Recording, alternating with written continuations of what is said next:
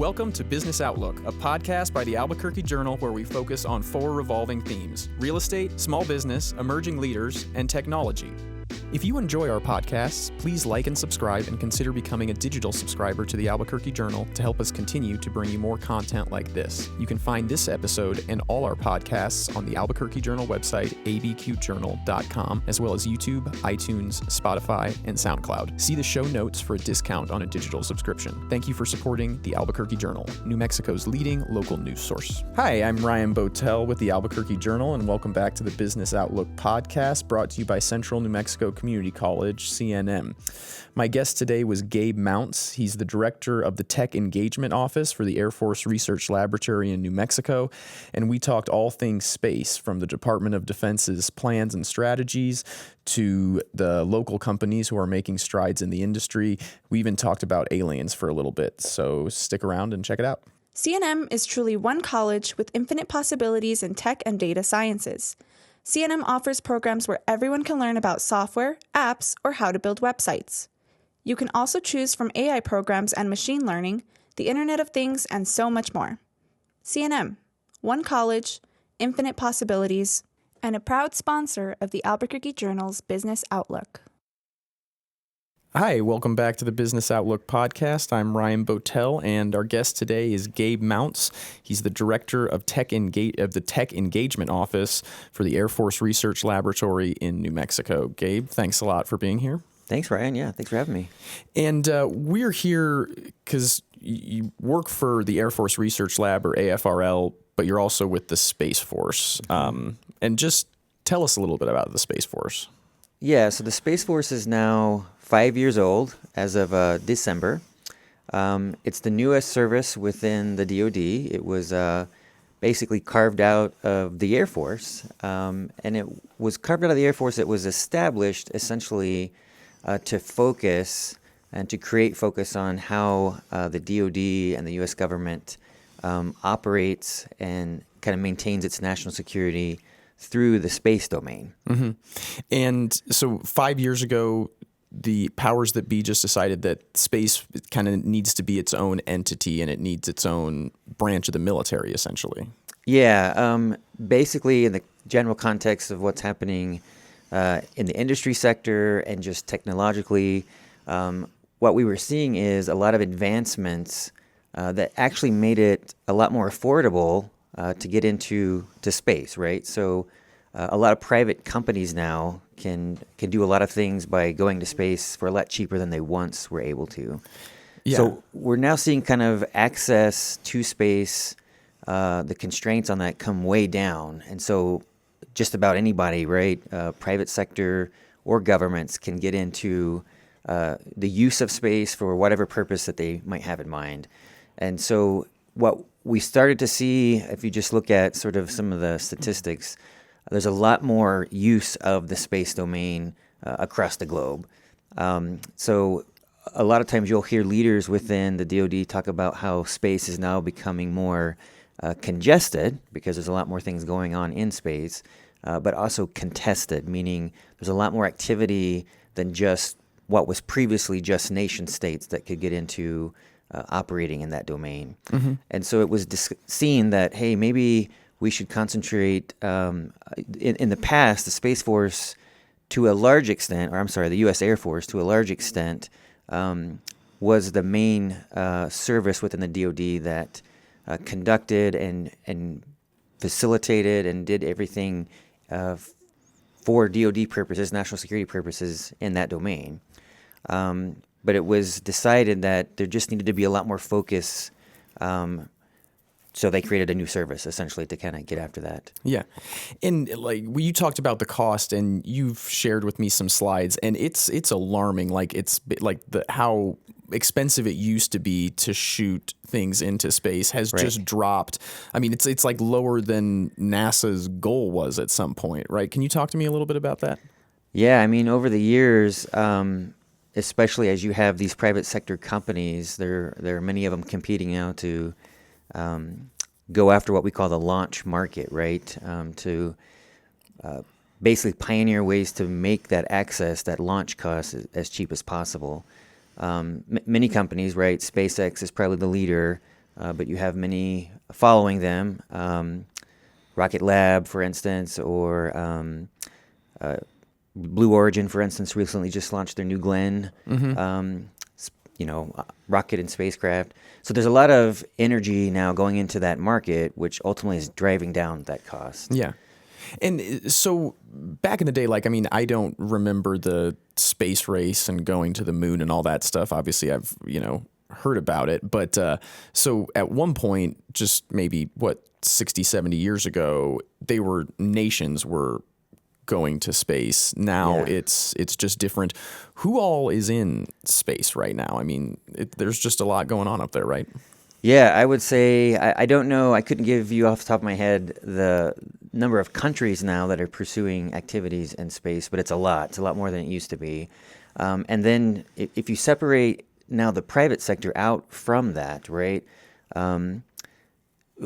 because these launch costs, for instance, have decreased, you're now seeing kind of this rush of entrepreneurship into what looks to be a new market, right? A lot of entrepreneurs think that they can create a business opportunity now that they never would have been able to afford in the past. And so that's what is driving a lot of this new energy and activity into what a lot of us are considering now a space sector, right? A space market that really was previously only the domain of nation states because of how expensive it was. Mm-hmm. And for the Space Force, a military branch, what are they kind of guarding against? Is it just there's just overcrowdedness in space? What's kind of the mission behind it? Yeah, it's really to maintain the ability for the U.S. to operate in space and continue to use what they have already been doing in space for a long time to facilitate all of the other missions that they do for national security across the DoD and the other services. Mm-hmm. So now it's just a matter we want to really concentrate on protecting that domain, both for the purposes of national security, but that also is related to protecting it for economic purposes too, right? Mm-hmm. So making sure that as best as possible we keep that domain as free as it can be, and that's what the U.S. is after with the U.S. Space Force. Yeah, because there's a lot of satellites up in space right now from private companies, from nations, and just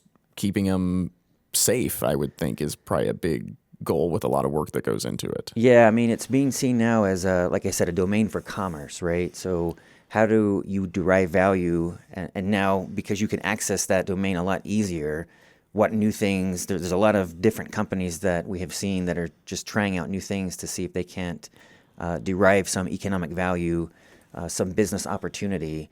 And so a lot of this is to help make sure that that domain stays as open and free as possible. Yeah. And Albuquerque itself in New Mexico is a big player in Space Valley. Yeah. Why is that? Is that from AFRL? Should we talk about what branches or directorates of AFRL are here at Kirtland Air Force Base? Sure. So basically a lot of the foundational science and technology that underpinned all of the national security space that the Air Force was pursuing, a lot of that was done here in New Mexico. Mm-hmm. For instance, you have the Air Force Research Lab here on the base. Air Force Research Lab is a national entity, but it's got several essentially tech centers across the country. And two of them are here. One is focused on space technology, and the other one is focused on what we call directed energy technology. But essentially, the footprint of AFRL that's here really did form a lot of the backbone and foundational science and tech that now is baked into a lot of what the Air Force and Space Force now is operating as in their systems. So just a quick bit of context, right? When the Space Force was stood up, what that means is now you have a new service, the Space Force and the Air Force, both under what we call the Department of the Air Force. Very similar to how the Navy and the Marines operate, right? Both of those are two different services, but they report to the Department of the Navy. And where the Air Force Research Lab comes in, the Air Force Research Lab is known as the science and tech arm for the now Department of the Air Force. Okay. So that means they're now servicing not just the Air Force, but this new service called the U.S. Space Force. And many of us that were once Air Force people within AFRL have now transitioned to be Space Force people, those of us doing kind of the space R&D work. And so the moniker here, I'm a Space Force Guardian, but I still work in the Air Force Research Lab, which is basically one lab serving two services. Yeah. Now, so all of that has underpinned what has been happening locally from a defense, a federal sector underpinning for the local tech sector. But when the Space Force stood up, there were several other Air Force entities doing work, chartered to develop systems for essentially national security space. And those entities also transferred to the Space Force. One of them was, there's an outpost of Space Systems Command that's here on the base. It's their Innovation and Prototyping Directorate. So they've long done a lot of that innovation, a lot of the test flights that are done with technology oftentimes from the research lab to exercise it in space to make sure it works in space. And then we have a relatively new entity. It's got roots that go pretty far back, but a relatively new entity called the Space Rapid Capabilities Office, which is also chartered with fielding rapid capabilities that are needed more closer to the need than what some of the other work that is going on. And then you're with the AFRL. Yeah, so my position is with specifically the Air Force Research Lab. And you use the term Guardian, which people might not know. That's like what Space Force members are called. They're called Guardians. Yes. So the active duty, the military side and the civil servant side, like myself, that make up now that Space Force, we're all considered to be Guardians. Okay. Kind of analogous to... in the Air Force, they are all airmen, right? If you're in the Army, you're a soldier. In the Space Force, we're guardians. Are the Navy, are they the midshipmen, or is that just for football? They're sailors. They're sailors, okay. Yeah. What about the Coast Guards? Are they Coast Guardians? You got me on that one. That's the one I don't know off the top of my head. Nobody knows. Cool. And so your job being you're in the tech engagement office, because you talked about those, like the sort of the military, I kind of think of maybe as like the backbone, but you need private businesses to sort of help the work that you're trying to accomplish. Yeah, I mean, most of the systems that the DoD and the federal sector at large, with the DoD, NASA, others has long depended on the industry base to provide that. But what's happening is, with this cheap access to space, we're seeing a lot more innovation happening in this commercial sector, this private sector, than we've ever seen in the past, because it's so cheap, right? A lot of people now are trying things and are successful at that. Being led by the likes of SpaceX or some of the other bigger players, but they're actually innovating on a scale that we just haven't seen in the past in the private sector. So a lot of that innovation now, as we as the government, as we as the DoD watch that, there's definitely capability that we want to access if at all possible.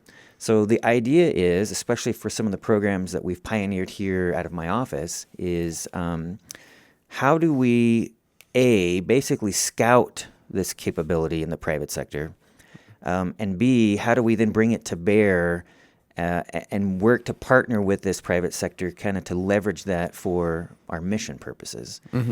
So we established a number of programs out of my office to do sort of that tech scouting.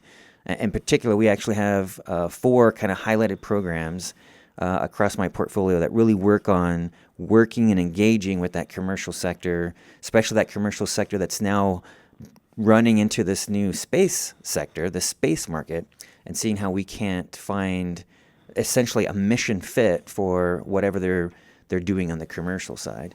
And that's actually really beneficial for 2 reasons, right? Since we depend on an industry base anyway, having us partner with these companies, especially a lot of them are really new companies, young companies. By partnering with them early on, we get to understand, what are they working on capability-wise that we might find interesting, and they get to understand that maybe the government is a part of their market that they had not considered. Yeah, that's one of the interesting phenomenons here. Is we're seeing a lot of companies doing things strictly for commercial purposes, right? With initially no sense that the government might be a part of their market. And so with us scouting in this way with these programs, we're basically seeing hey, you might have something that we care about, and thereby, when you become a bigger company, let's say you make a lot of traction in the market, we love that, because you become a new industrial player that we then have access to capability, and we love to grow that industry base, right? Because it helps us from a national security perspective. So it's very mutually beneficial to do this kind of work. Yeah. And there might be some like kind of misconceptions to that have changed over time. Because like I remember, like when I was a kid, I was taught that like America went to the moon. And now it's like Elon Musk, Jeff Bezos, and Richard Branson are going to space. But Right. in some ways, there's always been kind of a nation state commercial sector component of what we've always done in space, right? That's correct. Yeah, I mean, we've always depended upon business, industry to do that work, to develop the systems, right, and to put the operations in place that we then, we as the Fed then essentially acquire and utilize then to take care of the missions that we're after. And space is interesting, right, because it's a domain that is used initially it was used for just science, right? Mm-hmm. But now that it's becoming cheaper to get there, there's, again, this idea that a lot more economic value can be driven, while also there's this idea about how do we make sure that the domain is safe, and thereby having kind of this federal government / defense element in that domain. So it's kind of multifaceted, where in other sectors where the DoD cared about the industry base, it was very particular to their kind of war-fighting mission concepts for how to kind of pursue those missions. And so in some cases, the systems were very customized to what the DoD was trying to pursue for their mission purposes. What we're seeing now is there's so much interesting capability being potentially generated that it's becoming a conversation about, yes, we do need our dedicated systems, but what else can we possibly leverage that could be working in tandem with our dedicated systems to kind of pursue our mission base? Because like with space, I mean, people every day are probably using some technology that is rooted in outer space, right? Like whether you plug in your GPS, I mean, you got cell phones. What are some of the things that just an everyday person probably relies on something in space just to do their day-to-day life? Basically, anybody who's got a cell phone is automatically using space, right?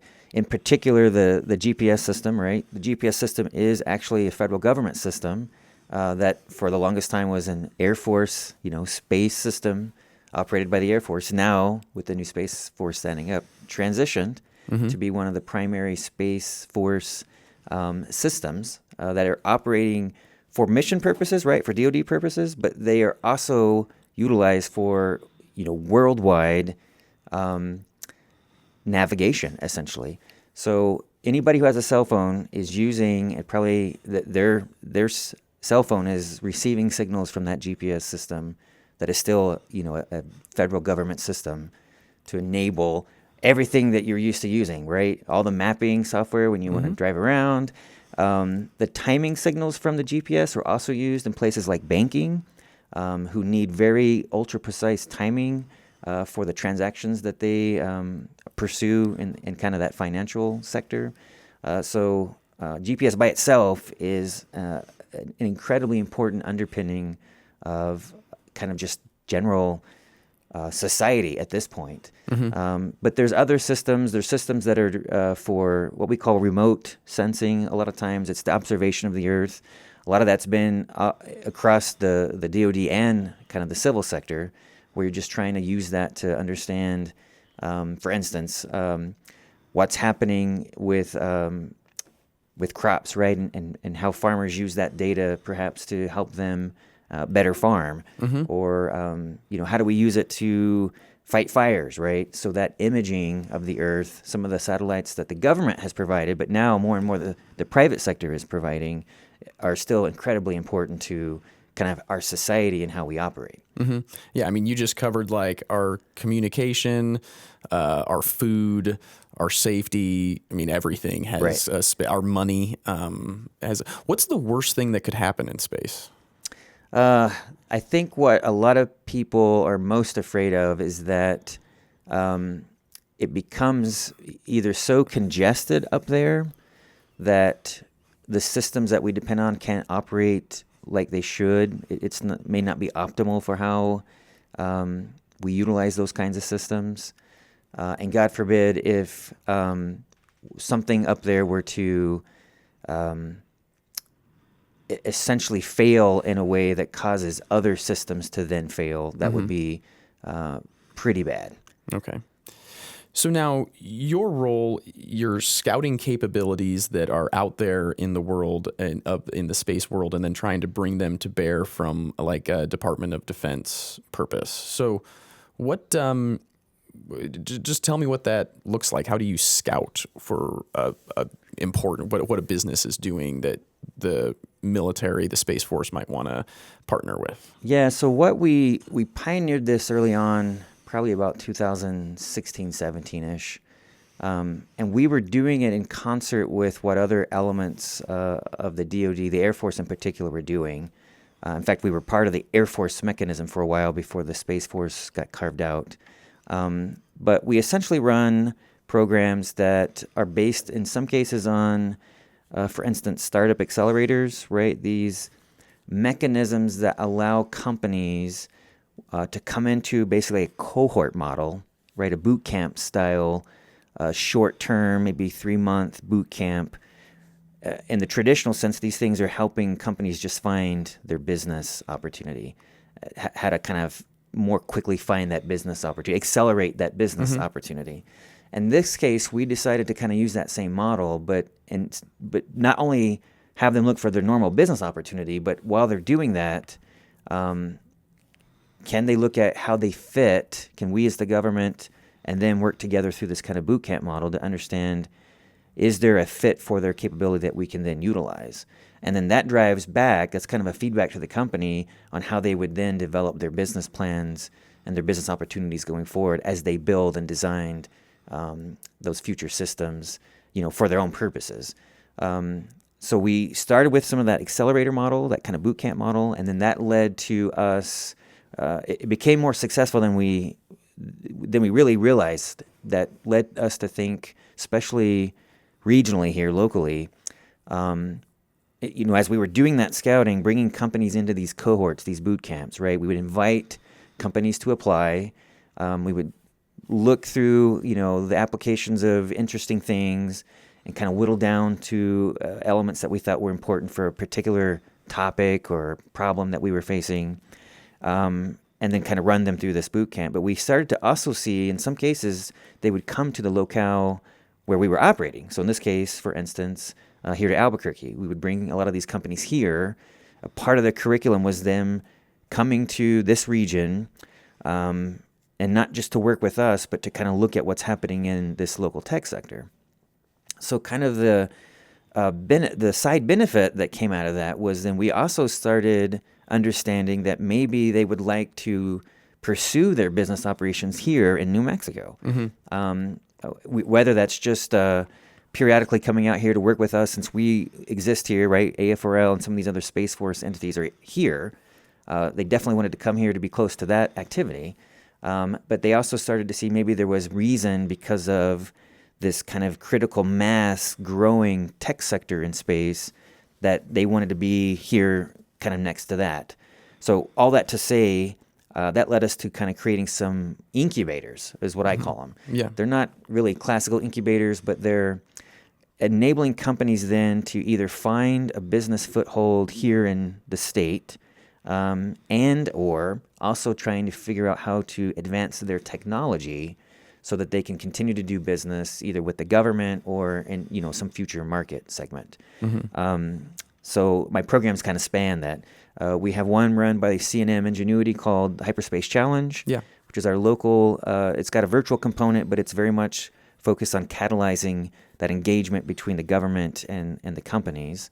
We do run one in Colorado like that as well. It's more of an in-residence boot camp. We call the Catalyst Space Accelerator. And then the 2 incubators that kind of adjoin that are based on, one is based on our Q Station, our front door collaboration space in Nob Hill. Mm-hmm. They run basically a space tech cohort that lets companies and helps companies, sometimes coming out of hyperspace, for instance, determine, hey, now that I've made some connection to the federal government and I'm pursuing this market traction, is there a way and reason to be doing business in New Mexico? And the Q Station cohort helps them kind of do that. And then New Space Nexus runs a big activity where they're both taking a lot of companies from these other programs as well as just out, just in the sector at large, bringing them to New Mexico and helping incubate them from a technology standpoint and connecting them to the federal sector that helps provide them some technical and scientific expertise to also then help grow their business. Mm-hmm. So together they kind of form the backbone of this scouting mechanism. And one of the things I'm kind of proud of that this has generated from an economic value standpoint is all of those programs together. I think we've had over 300 companies that we've looked at. And if you look at the cohort-based model, there's probably been, 22 sort of cohort-based, meaning we have a group of companies working together sort of in this boot camp model, about 20 of those sessions that we've had, 22 sessions or so,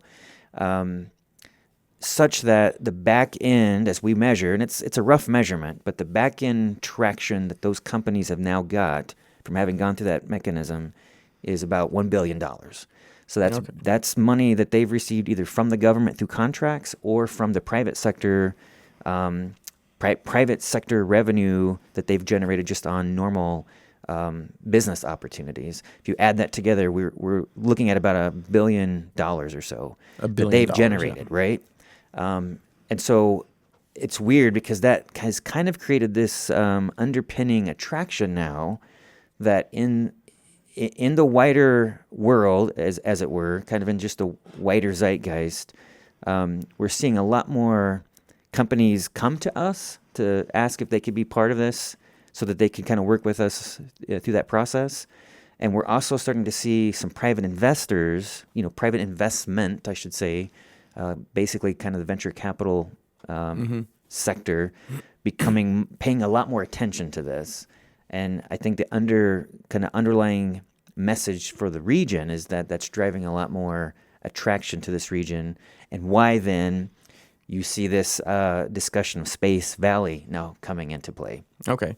Yeah, and we've we're on the business desk. I mean, we write about those are some of the headlines, like Rocket Lab doing their crossbow. I mean, I couldn't name them all, but like you sort of propped up. There's like this space industry here and you said it's $1 billion industry. I mean, it's the industry at large. So this is what's interesting is the industry at large is.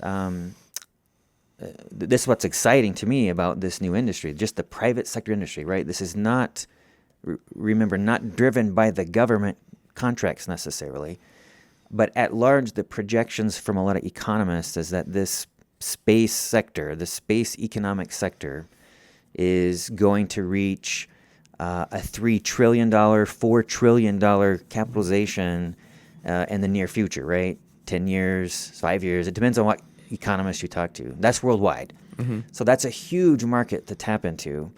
And so what we have discovered through the programs that we have been underwriting out of the Space Force essentially is driving some of that energy so that it comes here to New Mexico and has really positioned New Mexico to be a leader in this new space economic sector. Mm-hmm. And that's kind of what that's what these entities I mentioned and many others, right? The universities in the state are all participating. Many other private sector organizations are now also participating. And together they've coalesced under this umbrella of Space Valley, which is all about how to drive in the region, along the Rio Grande corridor in particular, especially in New Mexico, how do you drive and create opportunities that may be even far adjacent than you think to just typical technology sector. So we're starting to see other elements of economic sectors come into play to want to be a part of the Space Valley kind of phenomenon. And that's everything from, STEM outreach and workforce development, all the way to the arts and the entertainment. We have entities wanting to showcase how they could be considered part of this new space sector, right? One of the things I like to say is space is no longer just for scientists and engineers, it's for everybody. Mm-hmm. The business opportunities that this is going to propagate are going to be enormous, and it's not going to just be typical tech companies that derive value out of it. Yeah. And do you get a sense that this is like snowballing? There's momentum building here? I mean, I was just over at CNM Ingenuity the other day, and I think they're, and CNM Ingenuity, like they're like a venture capital type. Some people just think of CNM as the community college, but they also do a lot of venture capital. But I think the fund that they're working on now is going to be just for space startup companies. Right. It's just you've got the universities playing into it. You've got these private companies. You look at the Sandia Science and Technology Park, Rocket Labs getting a ton of money. Right. I mean, there's just we've done like 100 different headlines on this, but they're all kind of coming under this same umbrella of space in New Mexico. Yeah, I think Ingenuity is a good story, right? Partly that fund that they are running, the Ingenuity Fund, that is currently kind of out there raising, I think their Fund 2 is what they call it, is a direct result of all of the activity, all the positive activity generated essentially by the Hyperspace Challenge, which they also run, and all the adjacent programs I just mentioned. And how could they enable another asset in New Mexico to attract business here that would enable that further economic development. Okay. And if you're like a kid out there right now, there's more to space than just being an astronaut. Like you're going to need all sorts of employees and workforce and scientists and everything. I mean, yes. And you mentioned even arts and entertainment. Sure. Yeah. I personally think there's obviously a lot of dovetail in the tech sector itself. If you look at just the tech sector, right, what do you define as the tech sector? Yeah. All the things that underpin technology, right? So software, big data analytics, AI, all of that kind of thing, they all bleed across different economic sectors. And we see that here locally in particular, right? There's always been a pretty large sector for bioscience and health. The energy sector has always been one of the big underpinning of our economy. There's several others. The entertainment industry, all of them kind of depend on, to some degree, a common technology stack, and space is no different. And so I think what we're really seeing is we're on the cusp of, if not already squarely in, where this kind of new drive for how space can derive value adds more energy and momentum to all that other business sectors. One of the things we love about what our tech scouting programs are doing is we talk a lot about space, and I've mentioned some examples of what that looks like. A lot of people think of either rockets or they think of the actual satellites that are in orbit. Sometimes they think of people going to space. For sure, that's definitely part of it. But there's other ways that people are using and can derive value and opportunity from space. And I'll give you a classic example I've been using a lot just because they're a really great success story for us. The company RS-21, right? Oh, yeah. I consider them, I'm not sure that the entities I'm going to name here would necessarily agree, but let's just say the founders came out of Sandia National Labs. Driving data analytics, kind of the business line they were pursuing was big data analytics for bioscience. When we had our Hyperspace Challenge in 2021, one of our problem statements was, how do we predict the health of spacecraft in orbit? Because once you put an asset in orbit, once it fails, you're done, right? You can't do anything about it. Mm-hmm. It's hard to go into. It's impossible. May not be in the future, but right now it's very hard to go and fix that asset if something fails while in orbit. So we're always interested. Anybody who flies satellites is interested in understanding: is there a potential failure? Is there a potential way this is going to not work in the future, and can I do anything ahead of time to fix that? So how do you predict the health of a satellite? Always important. RS-21 came to us, and in the course of applying for the Hyperspace Challenge, they said, hey, we've got this really neat oncology algorithm. It predicts the onset of cancer in oncology patients, and we think we could use that to help you predict the onset of failures in satellites. So at first we're kind of like, what? Incredible. We would never have thought to look for, in the normal course of business, we probably would not gone and said, I wonder if I should look in bioscience for algorithms that might help me in satellite operations. Yeah. Probably never. But this opportunity allowed them to, and allowed us to understand this is a great algorithm. It turns out through that process, and then later through work of Space Systems Command, that I just mentioned, their Innovation and Prototyping Directorate, as well as New Space Nexus and a bunch of others, they were able to connect with the Fed, get some real data from NASA, take that data, crunch it, predict failures on a satellite that had, a mission that had already been flown, kind of a postmortem. They were able to do that with real data and kind of drive to, here's what the real issue was. So much so, it worked so well that they are now gaining a lot of traction with the Space Force to how can we incorporate that technology into our operations.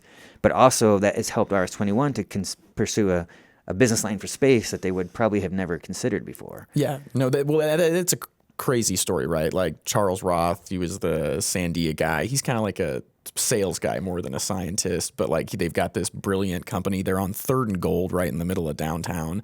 Yeah. And they were doing this interesting stuff with cancer research, and then it turns out it applies to space. I mean, we're talking about like 100 different stories that are just kind of all part of what you do on a day-to-day basis. Yeah, Charles and his team, right? They're amazing. He's a great technologist, as far as I can tell, partly because of he's really driving as an entrepreneur, some just really, and to me, fascinating business in the state. And I know he and his team are dedicated to how do they do that and grow that in the state. So that's been tremendous. Yeah, cool. And so what's the future look like for Albuquerque in this sector? I mean, we're covering a lot of ground here, but what's the next 5-10 years look like, do you think? I think we're going to continue to see the growth of this private sector space economy just continue to grow, both from, if you look at just the technology sector itself that underpins it,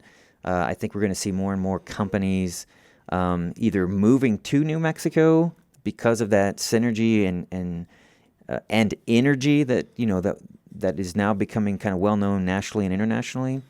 So you're going to see that tech stack, and when I say tech stack, what I mean is number of companies doing kind of work for the space domain and others kind of moving here and growing the economy in that fashion.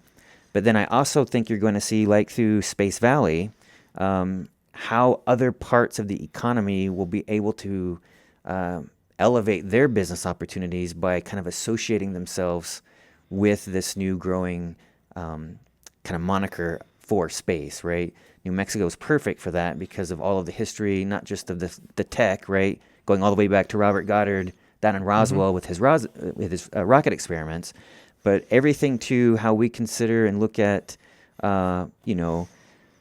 dark skies and open skies and ways in which we can create opportunities. There's this great nonprofit called STEM Arts Lab that does a fusion of technology like VR and AR with kind of artistic capability to how do we as a species understand our place in the larger universe is kind of one of their driving functions. And so they have kind of aligned themselves under this idea that space is for all, and so how do they pull people into it? I think you're going to see all of that kind of context grow a lot more. Okay. And Gabe, since I've got a Space Force Guardian here, also got to ask, how big a deal are aliens? How big a deal are aliens? Well, let's just say this. I grew up in southeastern New Mexico in Carlsbad, and I'm not too far away from Roswell. Yeah. And regardless of what aliens, if they're real or not, I'm a huge, big fan of the alien culture that the Roswell township has been driving. Super big fan. Okay, great. Cool. Well, Gabe Mounce, the director of Tech Engagement of the Tech Engagement Office for Air Force Research Laboratory, New Mexico. Gabe, this was a lot of fun. Thanks for coming in and sharing your work. My pleasure. Thanks, Ryan.